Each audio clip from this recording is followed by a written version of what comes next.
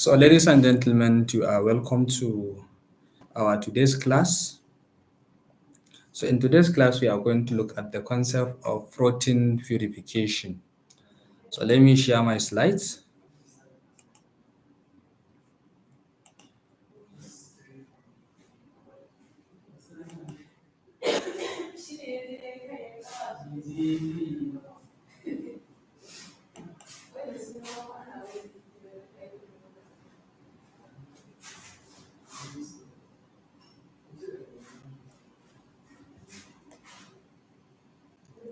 I hope you can see my slides.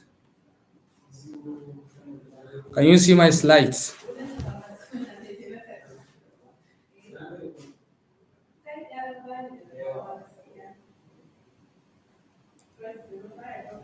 Okay.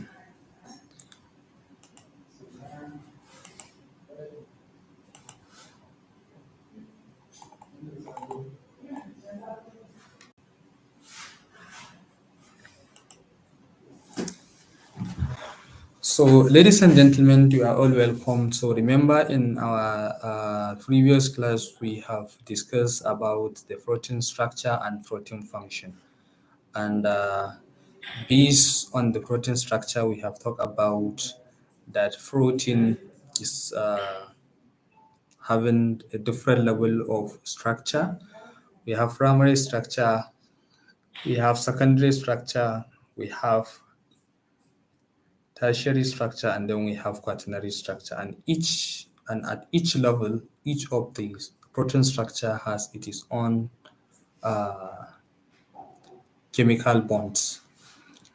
So in this case, we are going to look at the protein purification. So generally, if you have a cell, in a cell, there are thousands of proteins that are found in a cell. So now in this case, or in today's class, we want to look at the protein purification. That is how you are going to isolate one proteins from other thousands proteins and other biomolecules that are found in the cell. Like for example, in a cell you can have mitochondria. Sorry, in a cell you can have protein, you can have carbohydrates, you can have lipids, you can have hormones and enzymes. We have so many of them.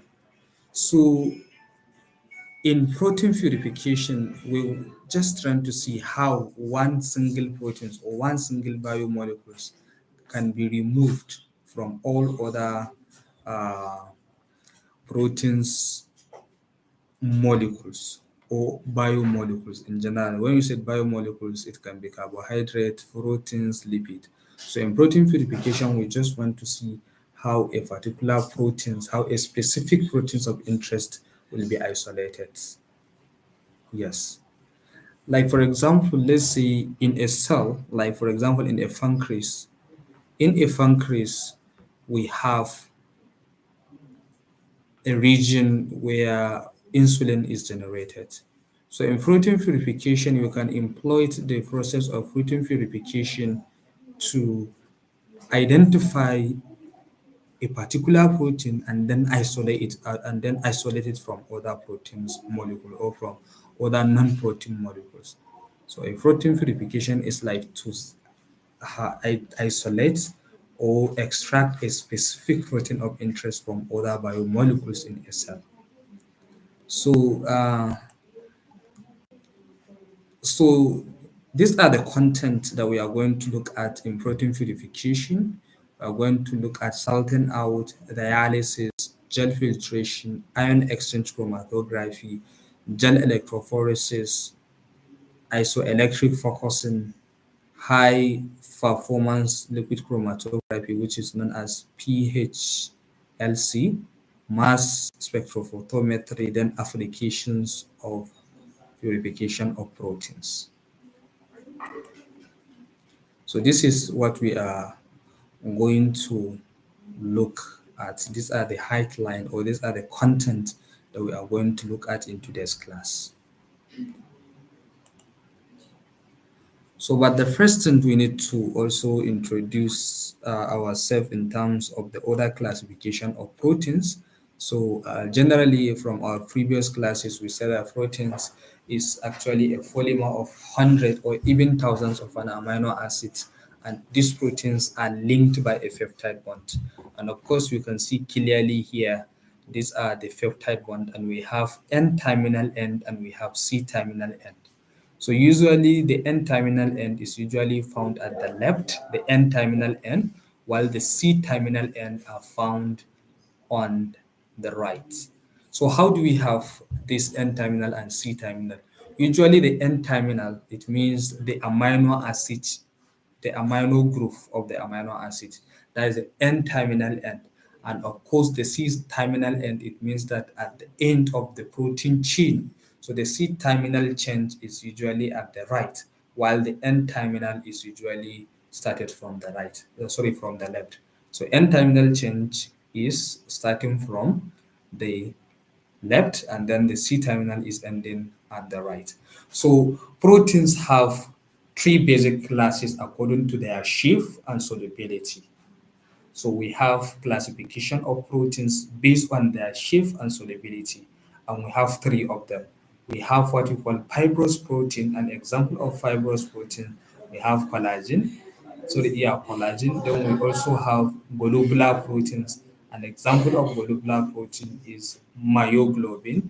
And then we also have membrane proteins like bacteriorhodopsin. So these are the classification of proteins, are the classes of proteins that we have according to their structure and shape.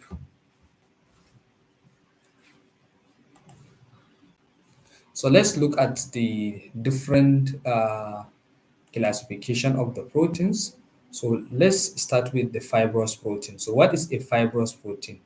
Fibrous protein is usually a regular linear structure. So it has a linear structure. So the first thing that you should understand in fibrous protein is that they have a linear structure. And when we say proteins is having a linear structure, what does that mean? It means that it is linear in stretch, in a stretch. While for the globular proteins, this is actually trying to tell you how one proteins is actually differ from one another. So in the case of what you call globular proteins, it is roughly spherical in shape. So fibrous protein is linear, while the globular proteins is spherical in shape. And then we have, in the case of the membrane proteins, generally they have hydrophobic amino acid side chain that is present, that is what you call hydrophobic side chain amino acid. So the hydrophobic side chain amino acid are present outside. It has a hydrophobic amino acid chain that is present outside the membrane. So it is present at the outside part of the membrane. And then uh, the functions of the fibrous protein is play structural roles in the cell, that is matrix formation. And it is also often water soluble. It is water soluble. But in the case of globular proteins, is often also water soluble, and the hydrophobic amino acid side chains are present in the interior of the molecule, while the hydrophilic amino acid side chains are outside, which exposed to the solution. So generally, in the case of fibrous proteins, is that the fibrous protein is water insoluble, while the globular proteins, it is a water soluble, because generally from the amino acid, if you could remember from our previous class, we have talked about the classification of amino acid, where we have polar amino acid and non-polar amino acid. So when you said non-polar amino acid, it means they are hydrophobic amino acid that doesn't want to associate or interact with water molecule. While hydrophilic amino acids are those amino acids that interact with water molecules. So they usually interact with water molecules. So in the case of fibrous protein, in the case of the fibrous protein, sorry, in the case of globular proteins, the hydrophilic amino acid side chains are usually exposed to the surface of the solution, while the hydrophobic amino acid side chains always remain hidden. So that's what makes the globular proteins to be water soluble. So understand that fibrous protein, they are water insoluble, while globular proteins, they are water soluble. And what makes them to be water soluble is because the hydrophilic part of the amino acid, sorry, of the proteins, or the hydrophilic amino acids, they are found on the surface of the globular proteins, and that's what make it to be water soluble, while the hydrophobic fat, which is a non-polar component, will always remain hidden. So it will remain hidden, while the hydrophilic component will remain on the surface. And then for membrane proteins is play a role in the cellular transports. That is, for example, generally we have a biomolecules that are found in a cell, and some of these biomolecules, some of them they can easily get into the cell, while some cannot get into the cell. And this is actually the selective, or this is actually due to the selective permeability nature of the cell membrane. So, ladies and gentlemen,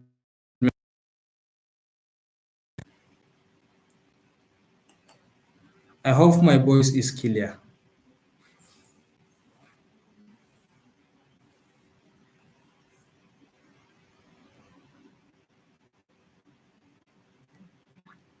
Are you all hearing my voice?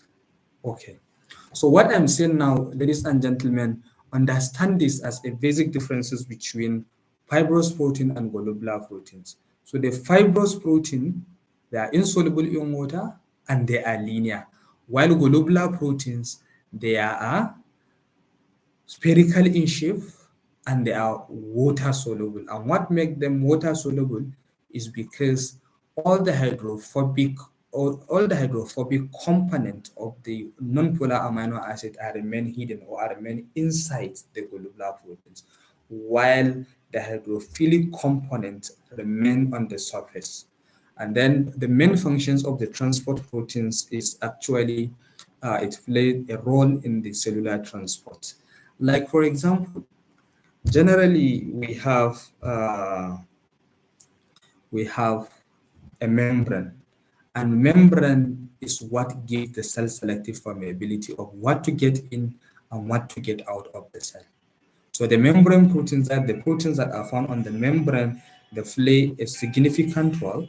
They play a significant role in terms of the transport of biomolecules. So, of course, some of the membrane proteins they serve as a protein carriers. They are protein carriers, and some of the membrane proteins they serve as a they serve as a membrane channel. That is, biomolecules use the membrane proteins to get into and out of the cell, and there are also a carrier proteins. When we say carrier proteins, it means that there are proteins that carry a molecules from outside of the cell and then to inside of the cell. So, but in terms of the solubility of the membrane proteins, they are water insoluble but soluble in detergent. So you see, in the case of fibrous protein and membrane proteins, they have some level of similarity. Number one, the fibrous protein is water insoluble, while the membrane proteins is also water insoluble. But it is soluble. It is soluble in detergent in the case of the membrane protein. And you should know that. Please, who can tell me how many types of membrane proteins do we have? Or what are the membrane proteins that we have? I want to see the answer in the comment section. I think we have this cell membrane. So what are the types of the membrane protein? What are the types of membrane protein? Yes, I'm listening. What are the types of membrane protein? Mention them.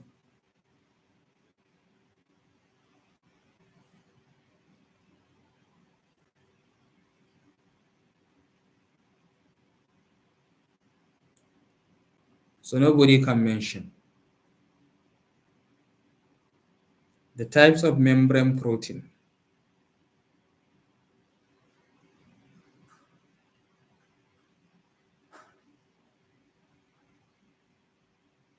Okay, so since nobody can say it, let me say it.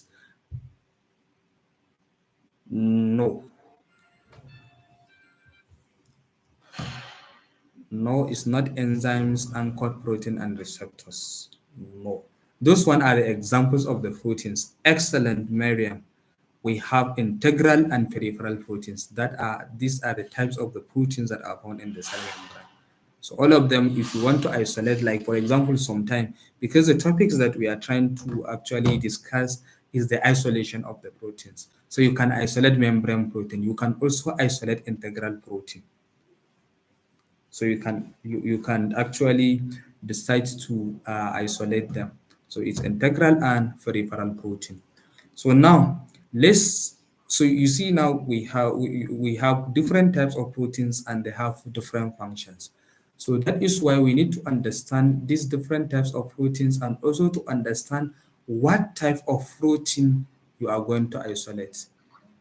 Divine grace and divine yes divine grace and dinner too. Thank you for joining the membership. Thank you for joining the membership of the YouTube channel. Very soon I'm going to start uploading some videos specifically for the members. So then the next thing now is the organization of the proteins, and we have talked about that. So you need to understand when you are isolating a protein, when you are isolating protein, you need to understand what type of protein you are going to isolate and the level of the organization of the proteins, because that will give you an idea. That will give you an idea of how you are going or which techniques you are going to employ in isolating the proteins, because we have different types of protein purification techniques. So understanding the nature of the protein, understanding the level of the organization of the proteins is very, very important. That will give you an idea of which types of the techniques you are going to employ in terms of the purification or isolation of the proteins. So remember that from our previous class, we have talked about that there are different level of organization of the protein, starting from the primary structure, secondary structure, tertiary structure, and quaternary structure. So in the case of primary structure, remember that the primary structure are stabilized based on the peptide bond. While in the case of the secondary structure, they are stabilized by a covalent bond. So we have two types of covalent bond, which include peptide and disulfide bond. Yes, Faith Ochigbo, you also joined the channel. So thank you for doing that. More videos will be uploaded to the members only. So for the secondary proteins, we have talked about that. So they are stabilized by covalent bonds. So the covalent bonds that are found in the secondary structure of the proteins are peptide bond and disulfide bond. And then there is also a non-covalent interactions in addition to the covalent interaction at the level of secondary structure, which include electrostatic forces, hydrophobic interactions, and the van der Waal forces. So you may be asked, what are the non-covalent bond or what are the non-covalent interactions that are involved in stabilizing the secondary structure of the protein in terms of the level of the structure of the organization of the secondary structure of proteins. So the non-covalent interaction include hydrogen bonding, electrostatic forces, hydrophobic interactions, and van der Waal forces of attraction. So it's very, very important to understand the bonding or understand the interactions that actually stabilize the secondary structure of the proteins, which involve covalent and non-covalent. And then the tertiary structure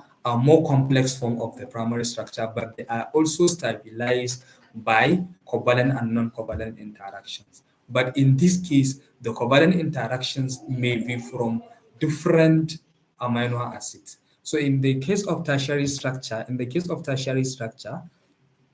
you need you need yes, the non-covalent interaction. The non-covalent interaction is due to number one, the interaction between different amino acids, between different amino acids,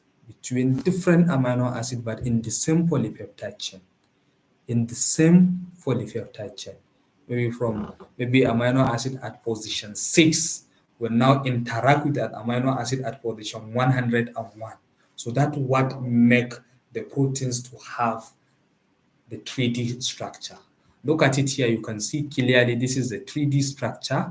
This is the tertiary structure reflecting the 3D structure of the tertiary structure of the protein. But in the case of the quaternary structure, it consists of more than two, it consists of two or more polypeptides, which linked to each other by both covalent and non-covalent interactions. So this is very, very important. It is very, very important to understand what or the bond that stabilize the proteins from the primary structure up to the level of tertiary structure of the proteins. So then the next thing that we are going to look at is, of course, in terms of the primary structure of the protein, we have so each chain. This is an example of the human insulin, and then for the secondary structure, we have myoglobin, which have both alpha helix and beta helix. So alpha helix and beta helix are the example of the secondary structure of the proteins, and then we have the tertiary structure in the case of chymotrypsin. So, ladies and gentlemen, we are now coming to the real business. We are now coming to the real business, which is the purification of proteins. So, as I said, if you are in protein purification is very, very important. It's very, very important in medicine, engineering, sciences, and medical lab sciences. All this protein purification is very, very important because it depends on the types of the protein that you wanted to isolate. Like, for example, generally, assuming now you want to develop a drugs, you want to develop a drugs. And one thing that you should know, ladies and gentlemen, enzymes, enzymes, or most of the drugs that we have, or most of the drugs that are available in the pharmaceutical industry are the enzymes inhibitors. They are enzyme inhibitors. They are enzymes inhibitors. So now, how do you develop drugs? How do you develop drugs? The first step in developing drugs is trying to identify a target enzymes. Try to identify a target enzymes. Like, for example, let me just give you examples of the system of rational drug design discovery. What scientists are doing first, they will try to identify a particular protein that is essential for the survival of a particular parasite. Assuming now you want to develop antibiotics, or maybe antifungal drugs, or anti-algal drugs. So let's say you want to actually identify anti-protozoan drugs, like for example, trypanosome. Trypanosomias is the infectious disease that affect humans and animals, and the disease is caused by a trypanosome parasite species. An example of the trypanosome parasite species we have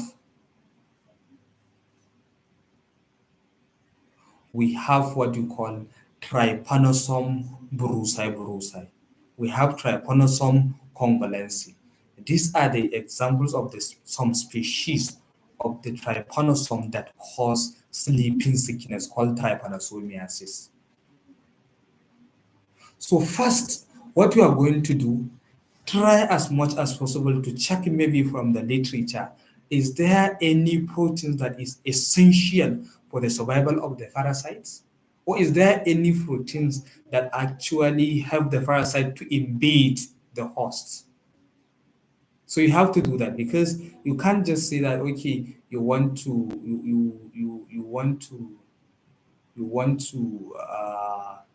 identify, or you just want to isolate a proteins. You can't just isolate a proteins like that.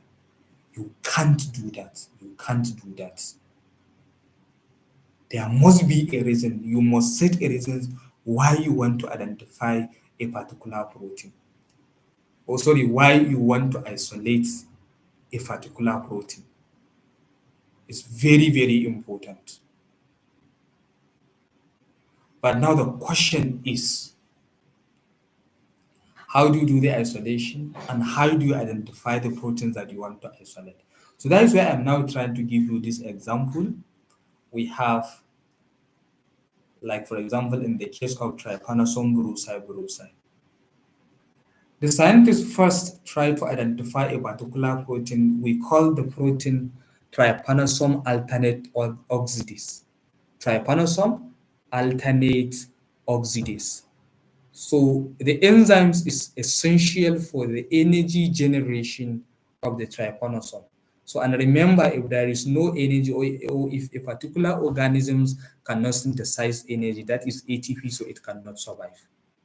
So scientists was able to actually identify that. Like for example, let me just give you some important concept now.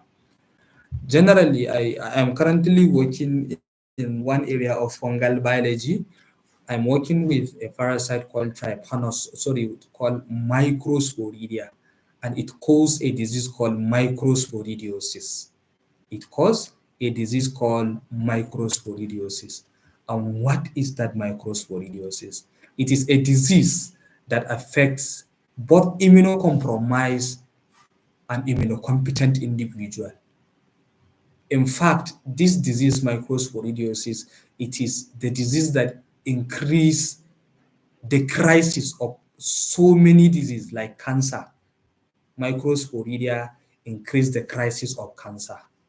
It increased the crisis of HIV. In fact, some of the HIV infected individual, most of the field and the pathophysiological conditions they are going through is through the disease microsporidiosis. And the available drugs that are in the market is only through albendazoles and fumigaline. And remember now, currently there is an issue of drug resistance.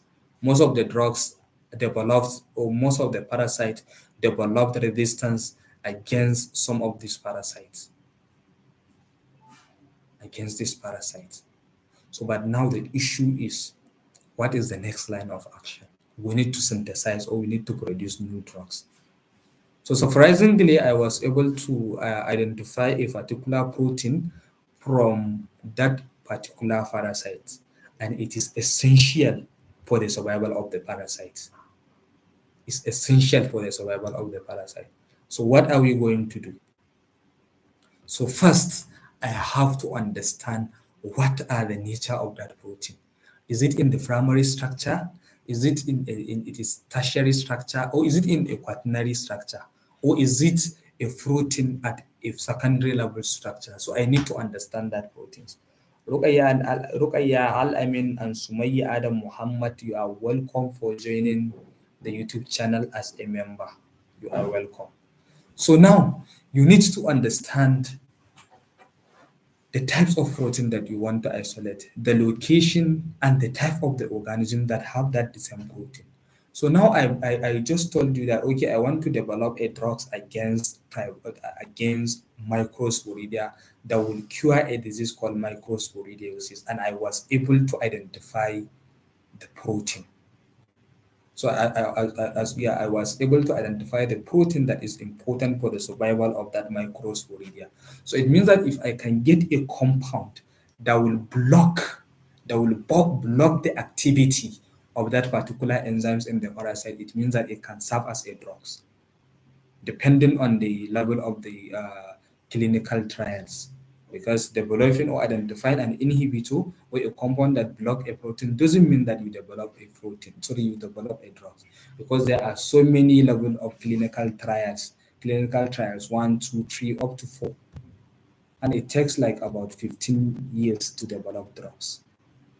So now the question is, what is the importance of this protein purification? Is actually one of the steps that involve in a in pharmacy or in pharmaceutical industry in drug development. So you need to know the types of the protein that, or the types of the enzymes, if it is enzymes, because enzymes are protein, and if it is a protein, identify and know the nature of the protein, and then know where it is. Is it in the animals? Is it in bacteria? Is it in plant? So you should know that. So now let's say I wanted to isolate this protein from the maybe microsporidia. But why do we need to purify proteins? So we need to know this. Why do we need to purify proteins? This is very important. So number one, to identify the structure and the function of protein of interest. Ella Sarah, welcome to, thank you for joining the YouTube membership. So we purify proteins just to identify the structure and the function of the protein. So sometimes there are proteins that you don't know how their structure look like and how their functions or what they are doing. So in that case, you can isolate that particular proteins just for you to know the structure and the function of the protein. So you can do that. And then number two, then to study protein regulation and protein-protein interactions. You see, there is homeostasis condition. That is, our body always try to maintain the stable condition. That is the balance. So that is why we have what you call homeostasis regulation. So the regulation start or usually start from a protein level. So that is why we have protein regulation. So when we said protein regulation, what does that means? It means that it's a particular protein that involves to regulate or to control a particular system. Or it's a protein that involved in a control as a control point of a particular pathway. You can also study protein-protein interactions, and that is why you purify proteins. And sometimes you can also, using the protein purifications, you can produce antibodies. Like for example, I think I have this story, and maybe you also had the same story. Assuming now you have multiple, or someone experience multiple snake bites, multiple snake bites. So what will happen? That person, if he didn't die as a result of that snake bite, definitely he must actually produce antibodies, a lot of antibodies that will protect him against future bite from other snake. So if you identify that particular individual, you can isolate or purify the antibodies from his blood or from his serum. And then you can use that antibodies and use it for treatment to another person. So using protein purification, you can purify it, and that is why we need protein purification just to produce antibodies against some particular infections or some particular situation and diseases. You can also purify proteins because you want to assay the enzymes or proteins. That is, you want to know a function of a particular maybe biomolecules. So you can assay, that is to test. When you said assay, it means to carry out a particular test. Like for example, now you want to know whether maybe Salmonella typhi is carrying a particular enzymes. So maybe from the literature, you don't know that whether it is producing or it is producing. So maybe you can just say, okay, let me just get that bacteria, that's Salmonella typhi, and then let's try some basic, or maybe you can just say, okay, let's maybe you want to apply some basic purification techniques, and then get maybe the fluids from the organisms, or maybe you open up the Salmonella typhi cells, you open the membrane, then you now have the content of the cell released into particular, let's say petri dish, or maybe let's say into test. So you want to know maybe you are targeting a particular enzymes, and you don't know whether the enzymes is there or not. So you have from the literature, you have a basic knowledge that okay, this enzyme is responsible for converting A to B. So now you have the content of the bacteria inside a test tube. Then of course you can just get that particular substrate which is A and then put it there. So if the A is converted into B, if A is converted into B, so that tells you that the enzymes is there. So that is why you do this assay. Yes, Fanan, you are welcome to the member, totally as a member to the channel. Then you can also do protein purification by performing structural analysis by X-ray crystallography. So you can purify protein, and at the end, after we get the protein, then you can do structural analysis by X-ray crystallography to know the of the protein. So this is the reason why we need to purify proteins. So I hope that you are clear. Why do we purify proteins? One, to know the structure and the functions of the protein of interest. You can do that. Then to study the protein regulation and protein-protein interactions. To produce antibodies and to also use the proteins in assay. Then you can also do structural analysis using X-ray crystallography, and that is why you need to isolate proteins. So, where do we get proteins? We need to ask ourselves, okay, so we need to ask ourselves, where do we get the proteins? Where and where can we get the proteins? So generally, we have cells, we have tissues, and we have organs in our body. And in these our organs, tissues, there are so many proteins. So we get proteins from there. So we can get proteins from the whole organisms. We can get proteins from organs or from the tissues. We can get it even from the embryo. You can get it from the tissue culture. You can even do expression study, or you can actually get proteins from expression system.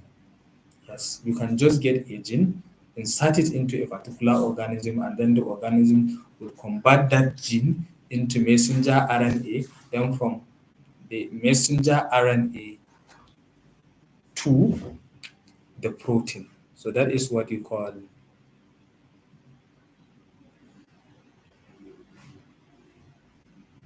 I hope you can all see my slides. I just saw, is it Azume Gube TV saying that the slide has stopped. Okay, so let me share it again.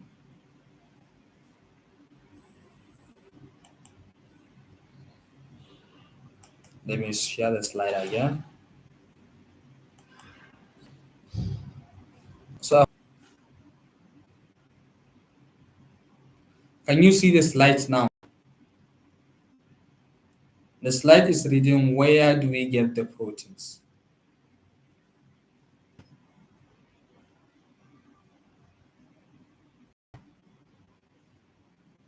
Are you seeing the slides?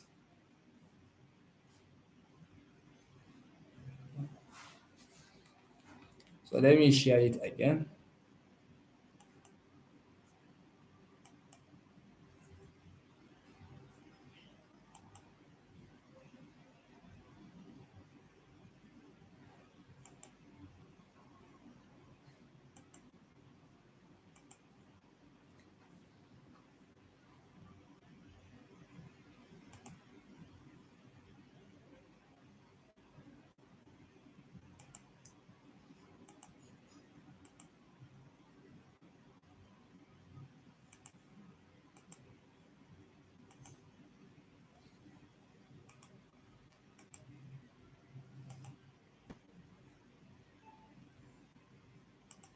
So can you see the slides now?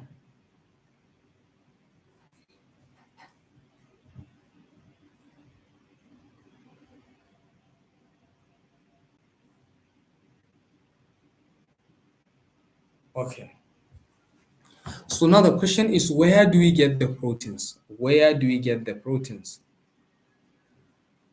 So we get the proteins from whole organisms. Like for example, we are humans, so every part of our body, in all part of our body, we have proteins. So you can get protein from the whole organisms. So assuming now maybe you want to get, let's say, protein A, or let's say you want to get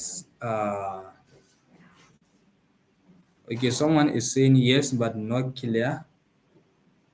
Are you still seeing the slides?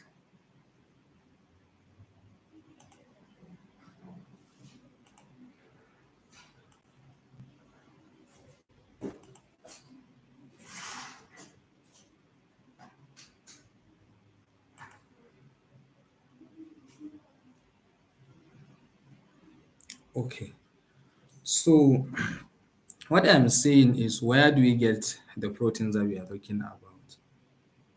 So we can get proteins from the whole organisms. Like we as a human, there are so many proteins in our body. So the most important thing is to identify where you can get that protein. Is it in the liver? Is it in the kidney? Is it in the brain? You can also get the proteins from organs or tissues.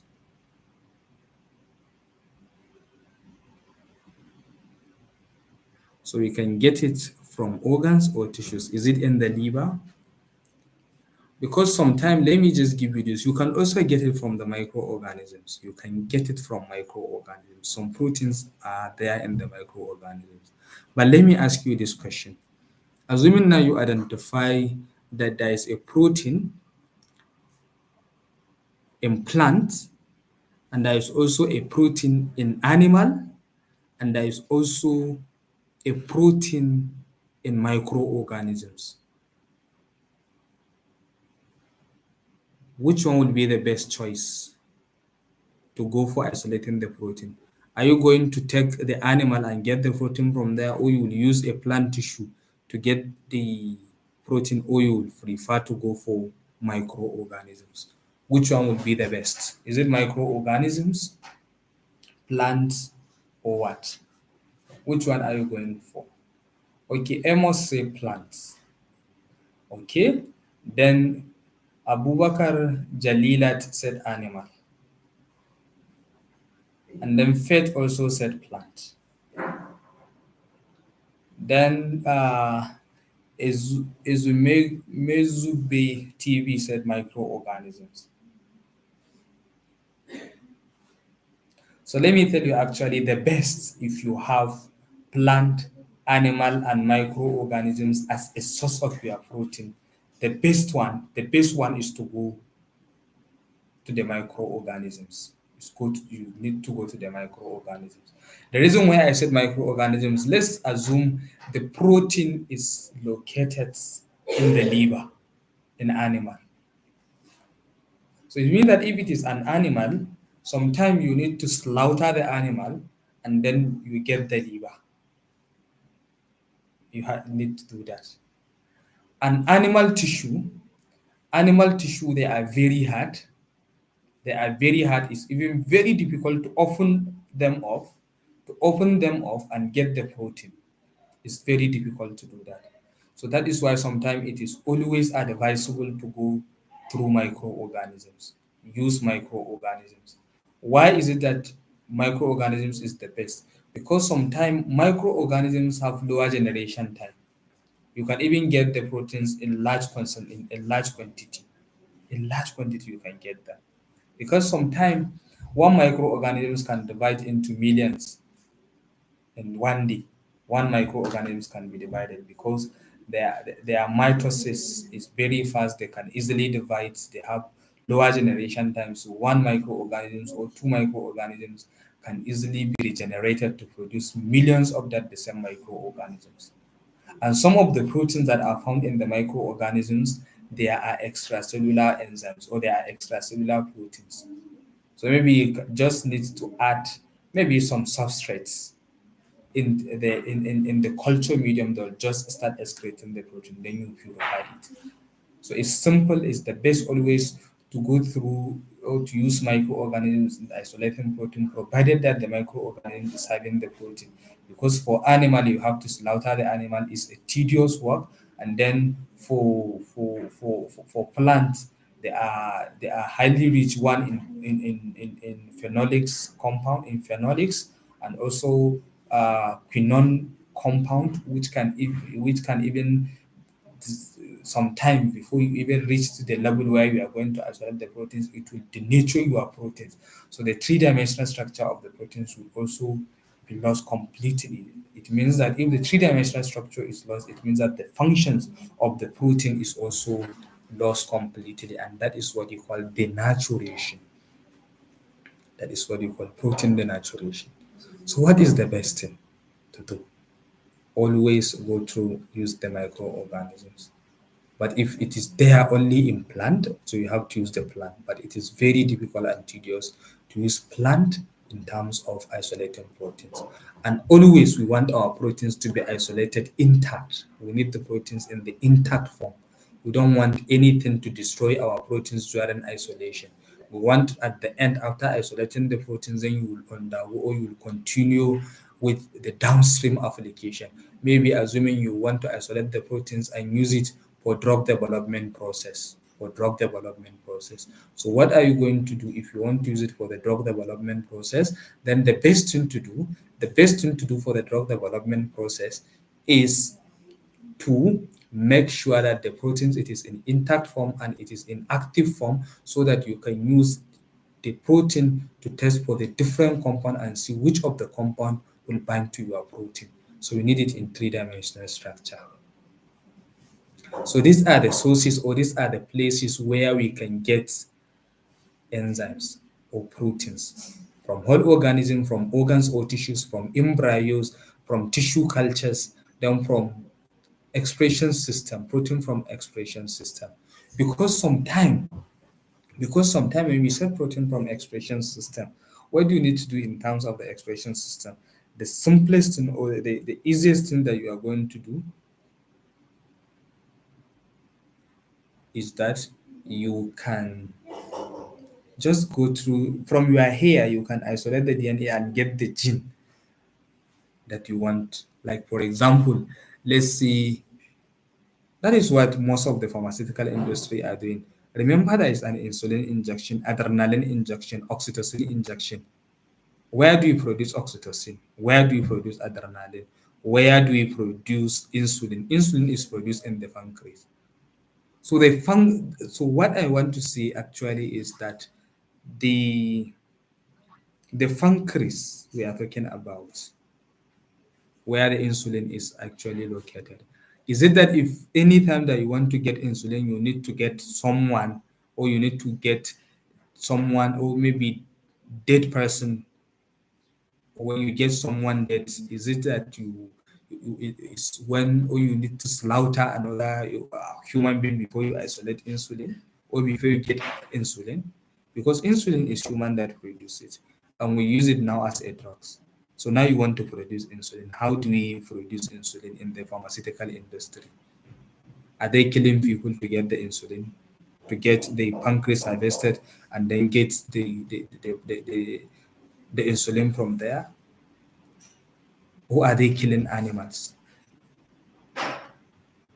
What are they doing? That is the proteins from expression system. That is what usually apply. The DNA in our body are all the same, and there are genes that are responsible for producing all those proteins. In our DNA, we have a gene that produces adrenaline. In the DNA, we have the gene that produces oxytocin. In the DNA, we have the gene that produces neurotransmitter. In the DNA, we have the genes that produce each and every protein in our body.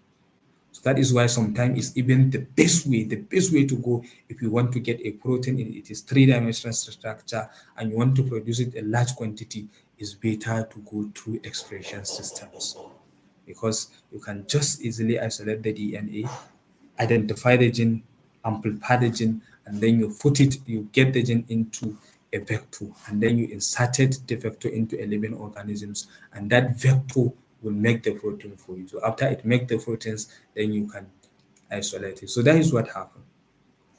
So all the DNA that we have in our body is the same. The DNA that you have in the pancreas is the same with the DNA that you have in your nails. Is the same thing with the DNA that you have in your hair. Is the same thing with the DNA that you have in the brain, in the liver, in the pancreas, in the kidney. They are all the same. They are all the same. No, they are not using animal. They are not using animal. They usually use this expression system. Because from your hair you can isolate DNA. After you isolate DNA, then you can identify the gene that produce the insulin or the oxytocin. Then you now put it into a vector. That is what you call a vector. So after they put it inside the vector, then the vector will be transformed into a particular living organism, usually sometimes yeast cells. And then the yeast will now be converted that you will now be converting that gene into a protein. And then after that organisms produce the protein, then you can open up the organism that produce that, and then you purify the proteins. So that is how usually proteins are produced. So they are not using animals and they are not using humans. Like so if you say that they are using animal, is it the same oxytocin we produce, the same oxytocin animals produce and humans, are they the same? Are they the same? Do they even have it? We have insulin. And do the animal have insulin? And if they have, is it the same? And then you now think that, okay, if they are the same, is animal insulin going to work in humans? So these are the kind of the questions that you need to ask yourself. So generally, from the normal human being like me here, if you can get my hair, my saliva, my tears, and everything from there, you can just isolate my DNA and identify the gene. You put it into a vector, you amplify it, then the system will now, or the living system will now express it. Then you get the protein, you isolate it. That is what happened in the pharmaceutical industry, and you can do that in large quantity. And that is the application of biotechnology. That is what we are doing in biotechnology. To identify a particular product, then you scale it up, you produce it in large quantity, and then you sell it. You package it and you sell it. I hope it is clear.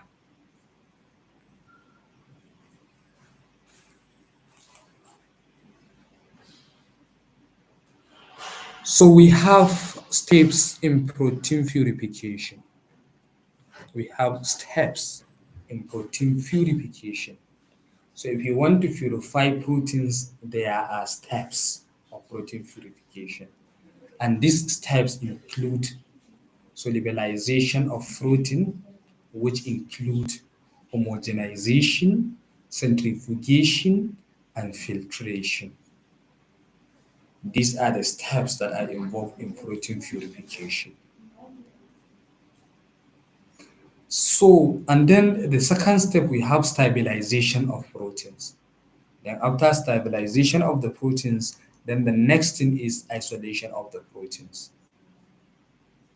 And of course, note that some biological materials themselves constitute a clear or nearly clear protein solution suitable for direct application to chromatography columns after centrifugation or filtration. So actually, it's depend on the proteins because uh, protein purification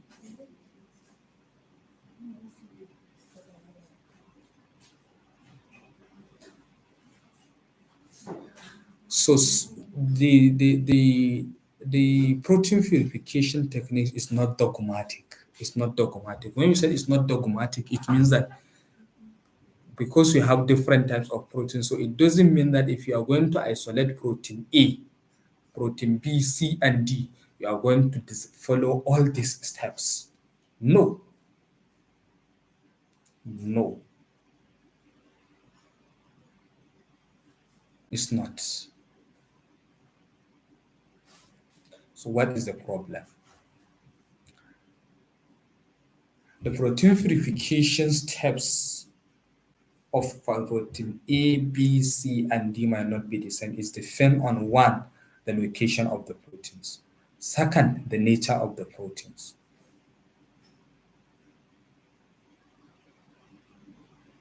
So all these things you need to put them into consideration.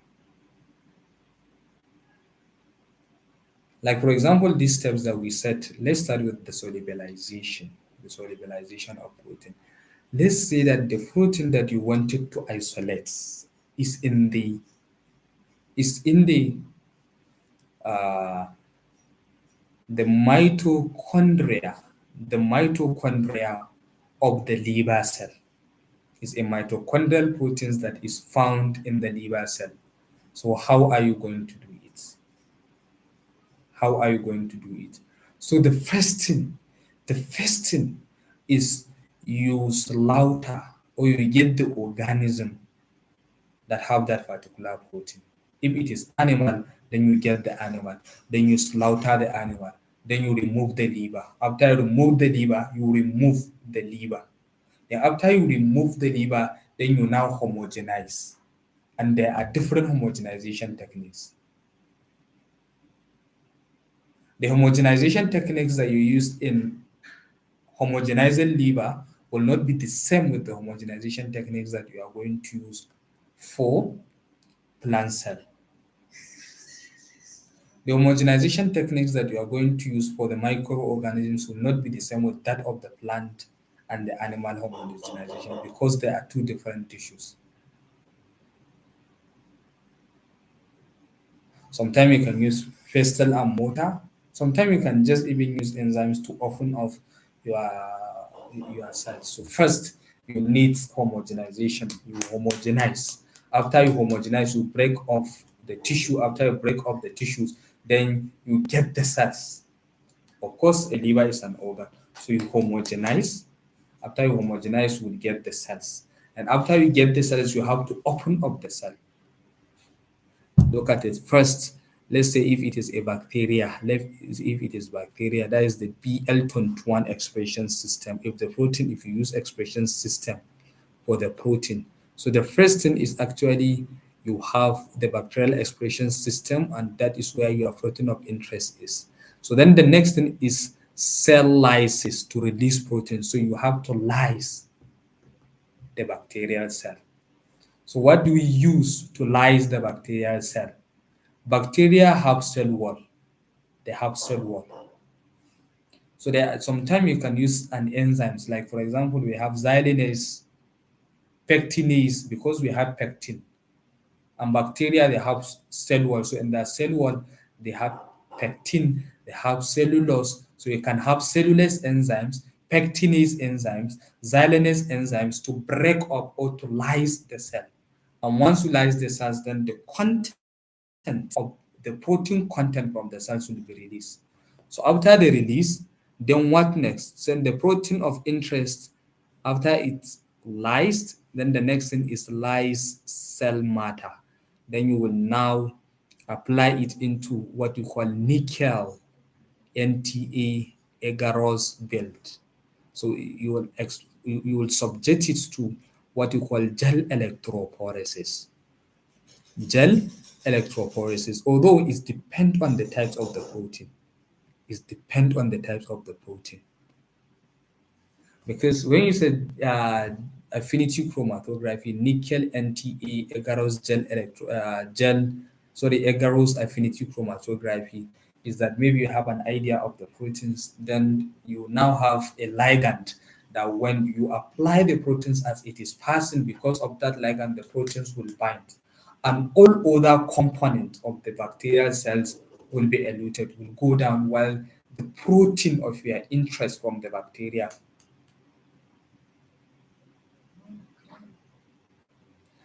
Okay, someone is saying it's not in all our course material. Are you sure?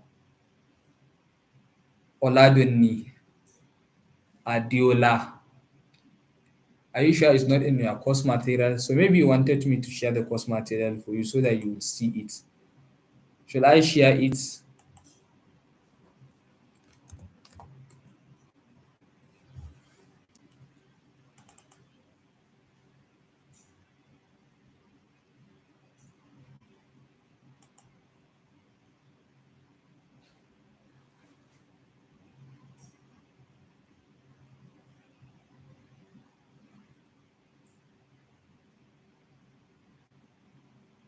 Okay, you want me to share. Okay, so let me try and share it so that you will see it there.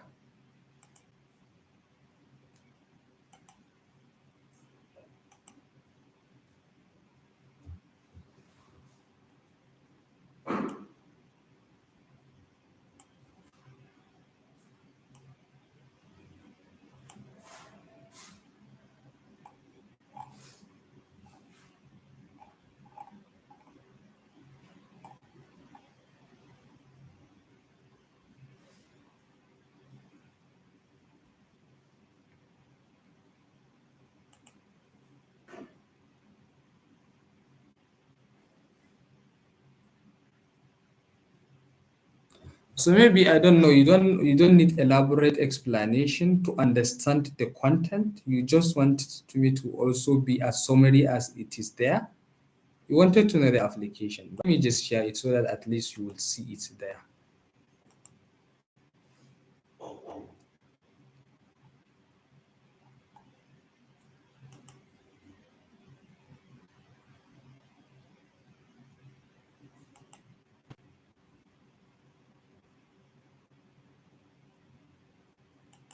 I hope you can see this the course material. Is this not a protein purification?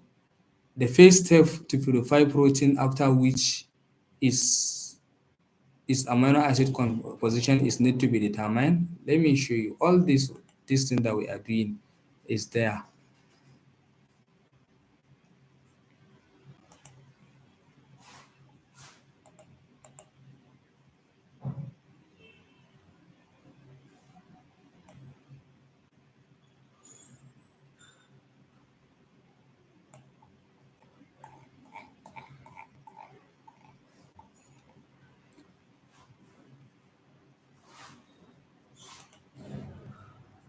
Is this not the technique which includes electrophoresis? And we have talked about that there is salting out, there is exclusive chromatography, molecular exclusion chromatography, which is known as gel electrophoresis.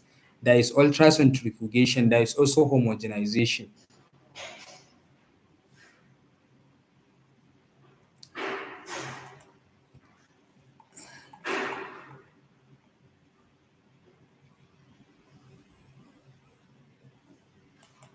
Is it not what we are talking about now, elution?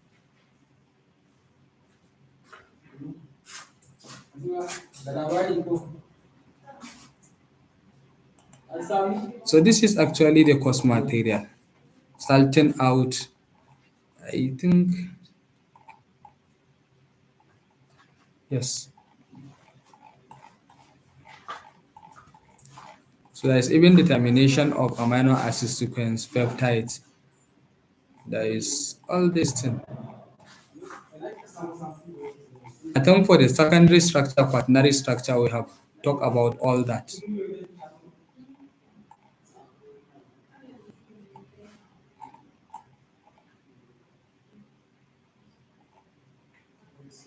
So we have talked all these functions of the proteins.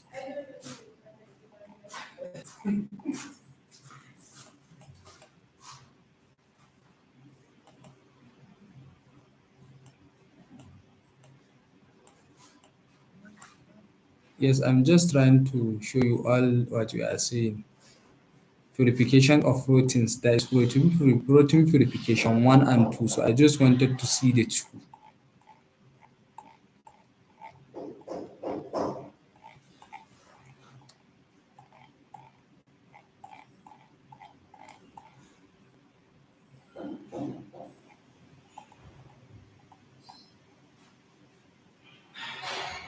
So there are four levels of protein structure.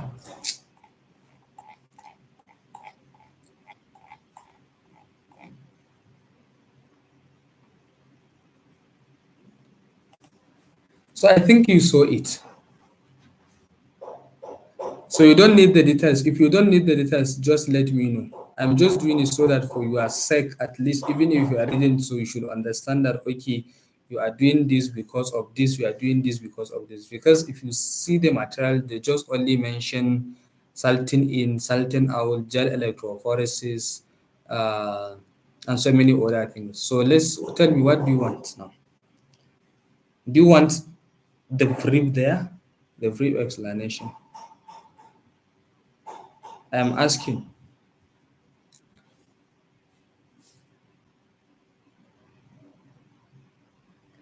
You are a nurse, so you are health professional, so you need to know all this thing, why you are doing this, why you are not doing this. This one, the course material is just a guide. It's just a guide. It is just a guide. Yes, it is just to guide you.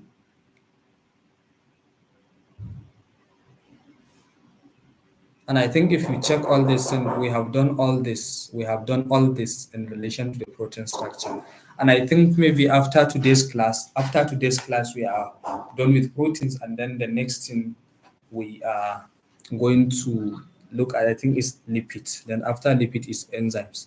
So I'm just actually taking my time so that for you to understand why all these things are and how are they relevant. Like protein purification here, as we are seeing, is one of a way of a method that I employ in drug development process.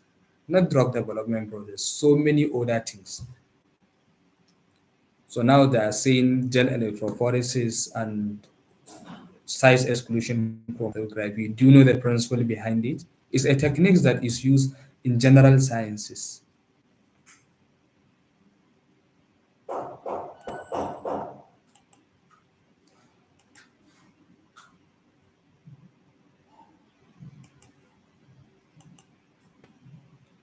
Like for example, now from this class, we are now able to understand, even if you don't know, now at least you know that the insulin injection you are giving your patient, the oxytocin injection that you are giving to your pregnant woman, oxytocin and adrenaline during labor and delivery.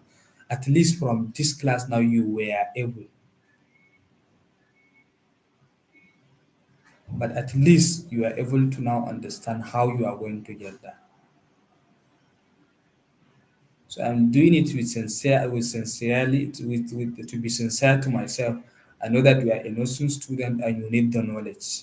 And everything that is there in the material is what I'm teaching you. But I'm always trying to make it more clear so that at least, even if after you finish this course, even if after you finish this course, at least you will feel happy that yes, you get what you're supposed to get. So that is why I'm doing this. So I want to be sincere to myself. That is why I even taking my time to give you the lecture and then to send you the videos as well for you to refer back and check so that at least even after 2 years, 3 years, the information is already there on internet. It is already there. Then you can just check it at any time. So you can have you can have accessibility. You can always access the information. So that is what we are seeing. So there is solubilization, which includes first, if you know, okay, this is the organs or tissue where you are going to get your organs, sorry, where you are going to get your protein, you have to break it, homogenize it. When we say homogenize, we have to break it down into smaller distance. And then after you break it, then you centrifuge. The importance of centrifugation, thank God you are working, most of you are working in the hospital. The importance of centrifugation is based on the principle of centrifugal force. So those objects that are that have high molecular weights, that they have their weights, that they have high molecular weight, as the centrifuge machine is centrifuging, they will settle down. And those that are lower, those that have lower molecular weight, they will be at the top. That is the gel filtration. So understand where your protein is. After you centrifuge, is it the supernatant or the sediment? If it is the supernatant, then you continue with the supernatant and you keep the sediment aside. If it is the sediment, then you remove the supernatant and continue with the sediment. So if you know that your protein is in the supernatant, then you continue with the supernatant. So then you apply gel electro or affinity chromatography. So when you said affinity, it means binding. So the ability of your protein to bind is very, very important. Understand your protein. If this is your protein, and so try to identify what are the binding sites in your protein, and then try to develop a ligand so that at least when you have your gel electrophoresis, like for example, when you have your gel and then you pour your supernatant. So it means that all those proteins that are not specific to the ligand binding site in the gel electrophoresis will be clotted. Sorry, will be eluted, will go down. And those and the specific protein, that is your protein of interest that you design a ligand will just bind to it. So after it binds, all the other non-unwanted component will go down, and then you will be left with your protein of interest. So after you remove every component of the supernatant, you elute them all, then the next thing is what? You try to you just use maybe sodium chloride or you increase the pH, then your protein of interest will be removed. That is the filtration. You filter it. And then also there is protein stabilization and then isolation. So let's look at the other steps of the protein purification. So these are the homogenization techniques that you can use. So in the laboratory, these are the homogenization techniques that you can use. You can use sonication, you can use French press, you can use enzyme, like as I said in the case of microorganisms, you can use enzymes. You can use enzymes in the case of microorganisms or plants. Then you can also, apart from the enzymes, or maybe a chemical cleavage of the cells. So you use enzymes. And then you can use freeze and thawing. So this is on the laboratory scale. But in a larger scale, like for example, in the case of pharmaceutical industry, because they want to get the proteins in larger quantity, that's in industrial scale, then you use high pressure homogenization. Then you use bead myelin. So all these homogenization techniques, the main important of them, the most important of them is, or they are used to open up the cell, to break up the cell. That is the importance of homogenization techniques. And it depends on the types of the cell. Some cells that are very fragile. So with just sonication, that is sound wave, with just sound wave, it will open up. And some microorganisms, you need to use enzymes. So you need to understand. And there is even press and there is even festal and motor where you can homogenize hard tissues. So you need to understand that. So this all these are the example of the homogenization techniques that you can use to break open up the cell. And then after that, then is centrifugation. So this is the centrifugation. So the centrifugation is done to isolate the proteins that are component of the membrane or subcellular assembly. For example, mitochondrial protein. So you can use centrifugation. Like for example, if you have a cell lysate, that is after you break off the cell, so you open up the cell and then you have the content of the cell, maybe into the test tube, and then the next thing at a particular speed will remove the only component that is denser than the desired organelles, that is denser than your desired organelles. So that is why here you have, this is the tissue homogenate, then you now centrifuge, you will have pellets, which is the unbroken cells contain the nucleus and the chloroplast, and then you have your supernatant. Then you take your supernatant, and in the supernatant you have the pellet and the mitochondria. Then you now transfer the other supernatant after the mitochondria. Then in the next pellet you have microsomal fraction ER, that is endoplasmic reticulum, Golgi by the lysosome and peroxisome. And if what you want is the cytosol, then you also go ahead and carry out another cycle for the centrifugation. So if it is if the enzyme is at the cytosol, then you have the cytosol here as a supernat, and then you continue with it to isolate your enzyme. So that is the importance of centrifugation, just to get the component of your interest where enzymes is located, and then you get it and you discard the remaining. And then the next one is stabilization. So generally, care must be taken to preserve the protein structure and function after it is removed from its natural environment where it was stable.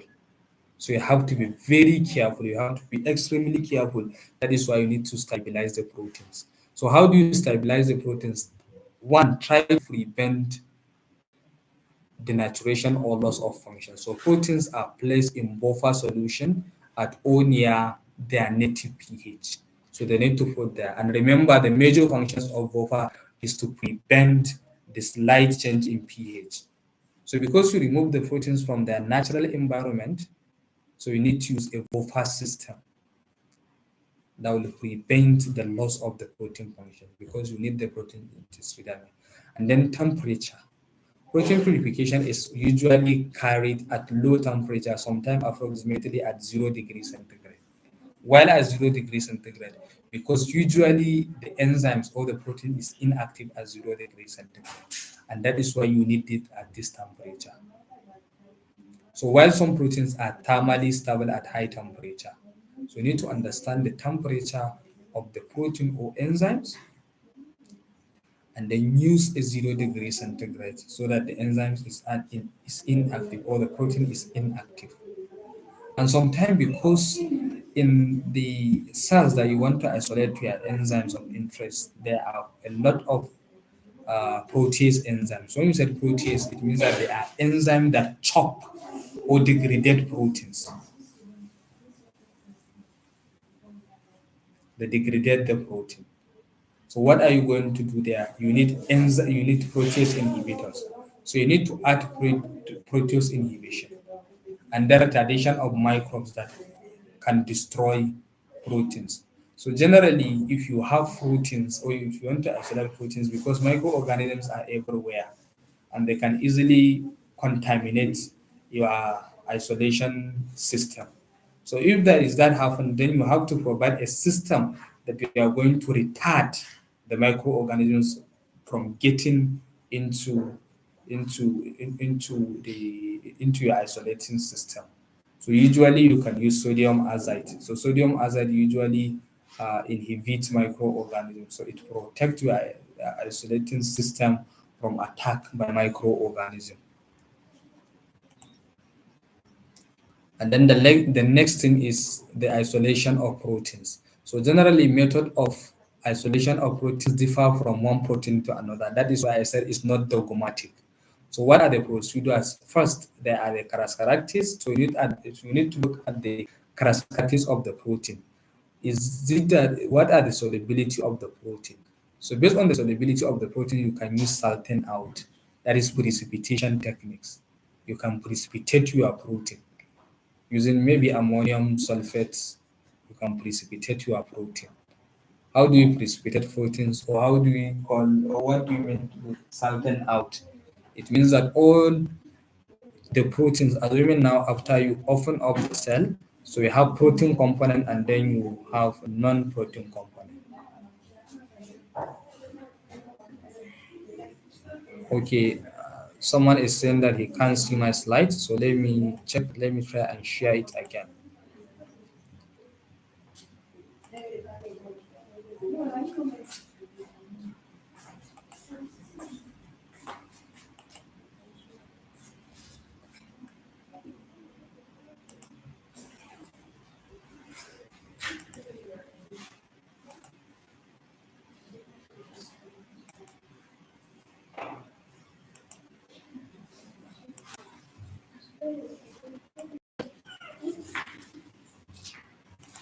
So I hope you can see it now. So salting out, remember maybe after you open up your cells, we have protein component and you have non-protein component. So the importance of using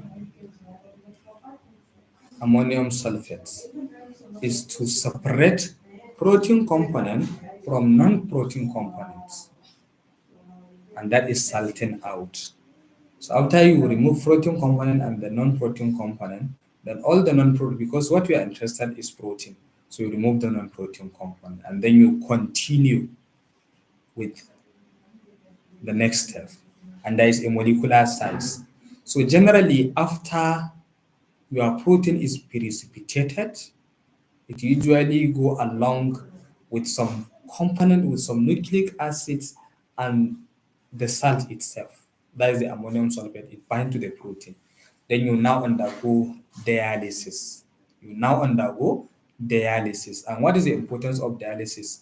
Is to put your protein component into a solution where all those smaller molecules, the nucleic acids, the ammonium sulfate will all be removed.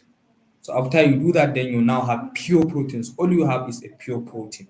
And then you now subject it to gel filtration chromatography.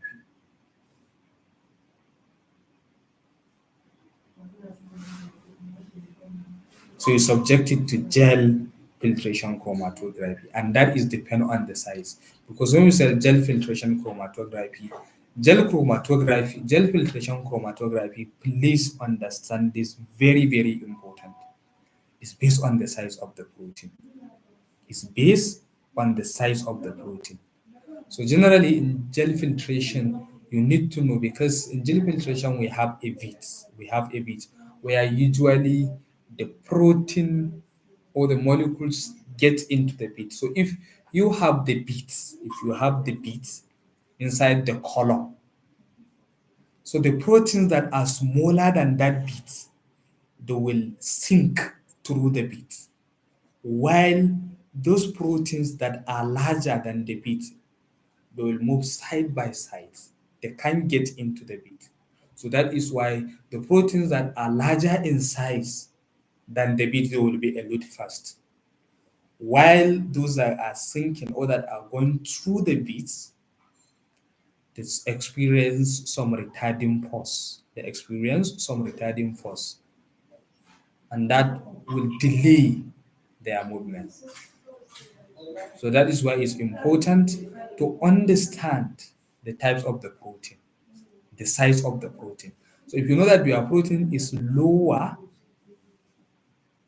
or the size of the protein is less than that of the bit, it means that after you elute all the larger proteins, after the larger proteins are eluted, it means that you are suspecting your proteins to be delayed. So it's based on size. The proteins with larger size will elute fast, while the proteins that have lower size than the bit will flow through the bits. So that is gel filtration chromatography. It separates proteins based on their sizes. Then the next thing is based on ionic charge, based on the charge. So ionic charge, these are the techniques that used to separate proteins based on their ionic charge. We have ion exchange chromatography, we have gel electrophoresis, and then we have isoelectric focusing. So these are the three techniques that are used in separating proteins based on their ionic charge. So you should understand. So all these kind of the techniques and the method, we usually employ them. We usually employ them in most of the industry. Because in so many industry, either pharmaceutical industry, food industry, agricultural industry, there are a lot of isolation and purification techniques that are taking place. So that is why understanding the principle behind each and every technique is important.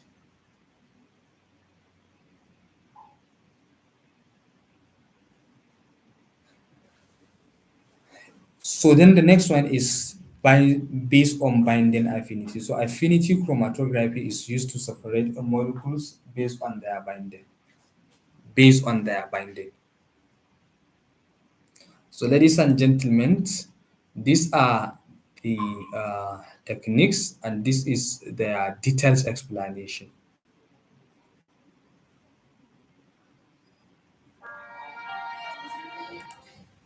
So, I don't know if you need the detailed explanation, or you want, or if you are okay, because I heard that some of you are complaining. So, all this is there in your notes. It's all there in your reading material. So, I don't know if you want it. Do you need the detailed explanation so that we finish it now?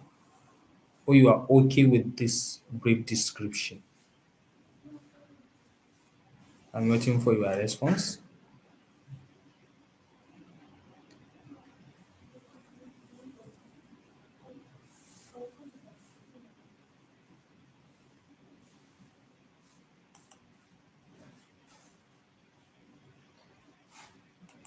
I think even the the slides are not much.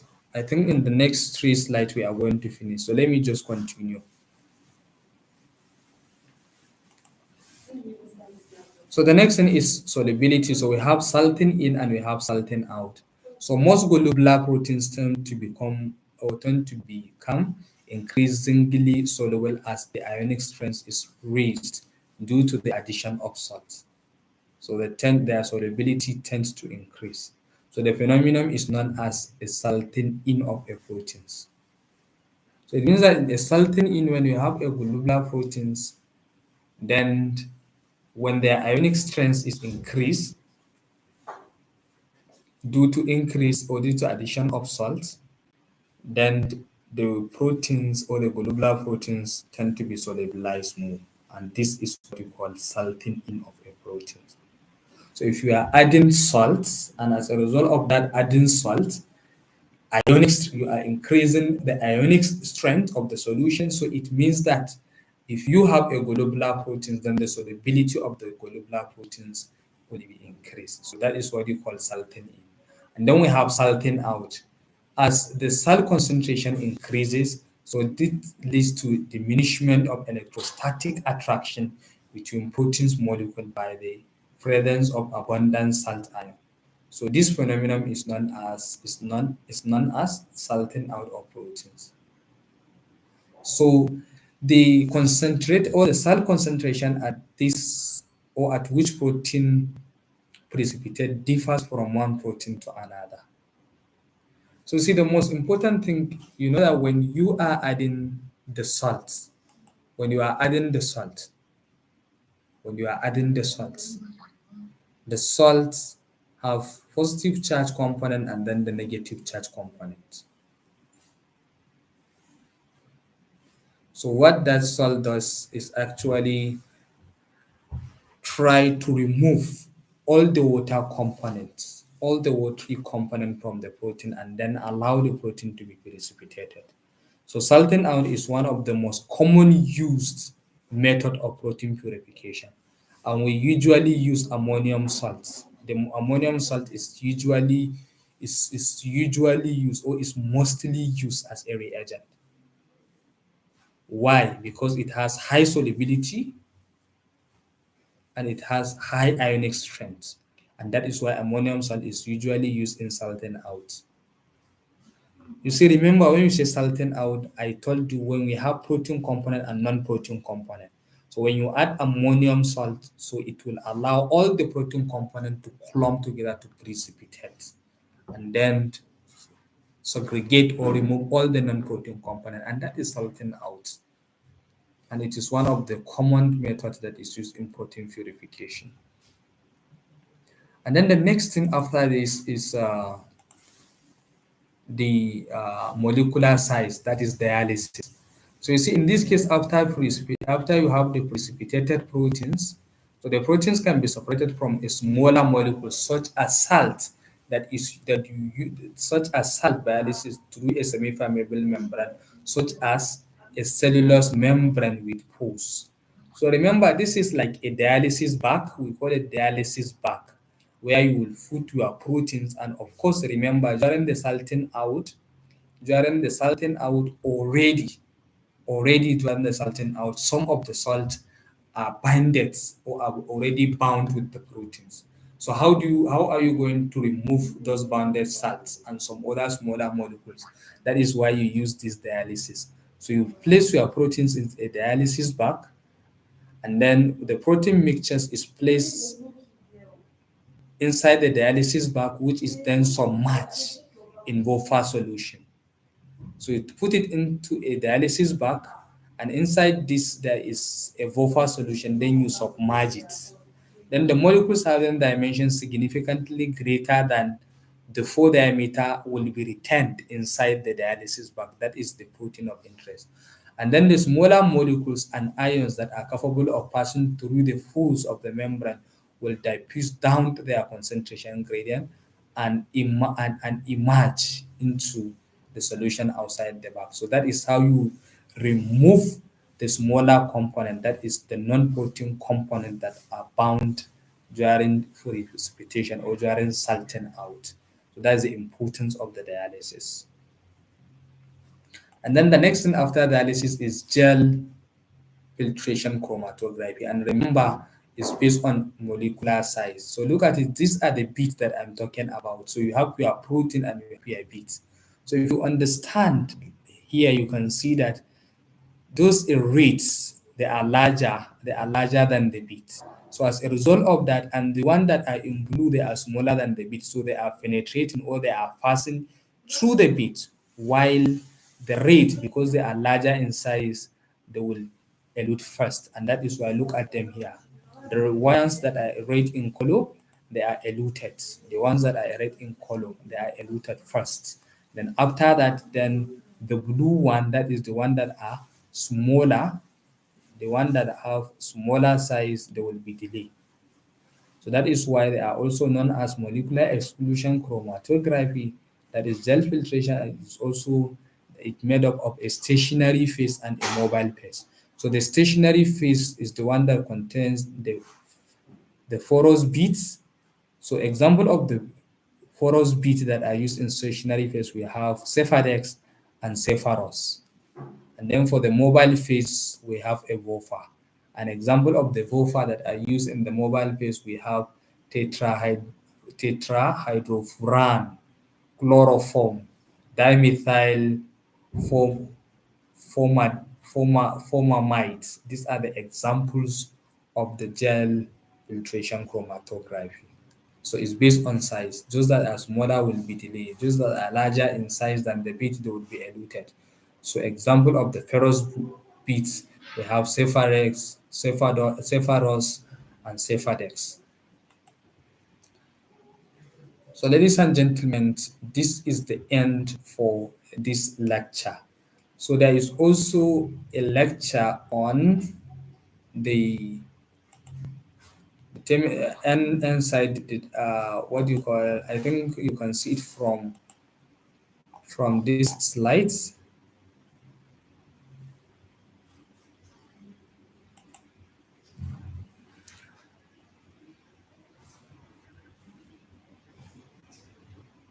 Appreciate your material, you can see it from there.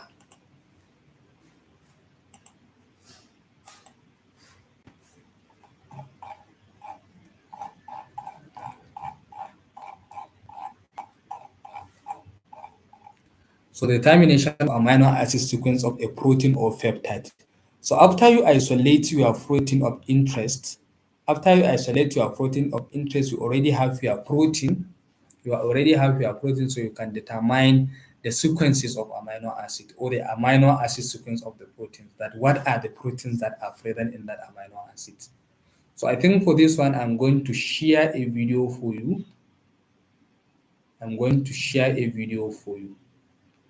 After this class, or maybe, yeah, I will share a video for you for that, because it's already 1 hour 30 minutes. I think we can stop here.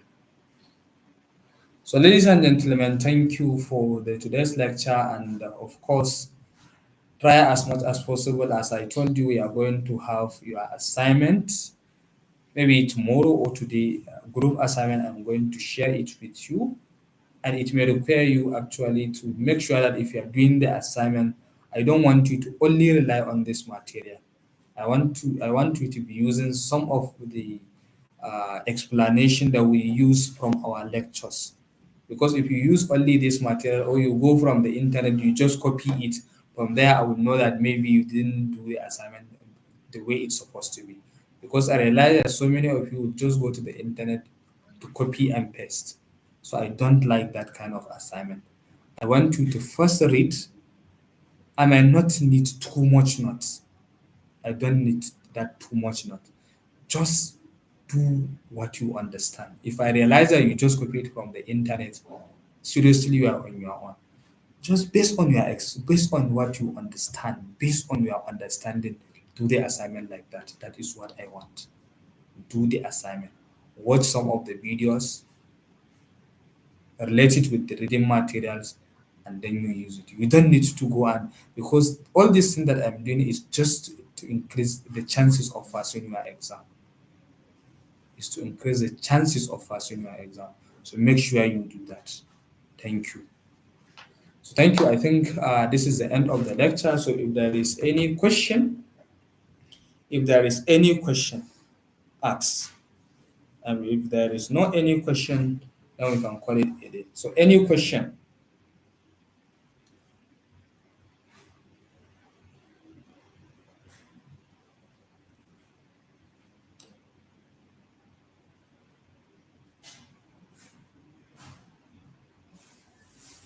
Is there any question? So try to join the membership. Try to join the channel.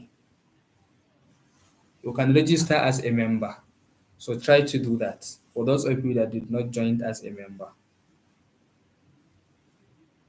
Dorcas is from your side. So thank you very much. Thank you very much. No, the lecture is already in the YouTube channel. It's already on my channel. So you can just go there and watch the live. In fact, I already have a folder for your videos. I have a folder for all the videos that you're supposed to watch. I already have that folder. And any video you play now, you see that it is in folder. There are other videos that will follow it off with those other videos. Yeah, yes, I mean, already the link is in the WhatsApp. So you can just click it again and then you can come back at any time to watch the video on the lecture.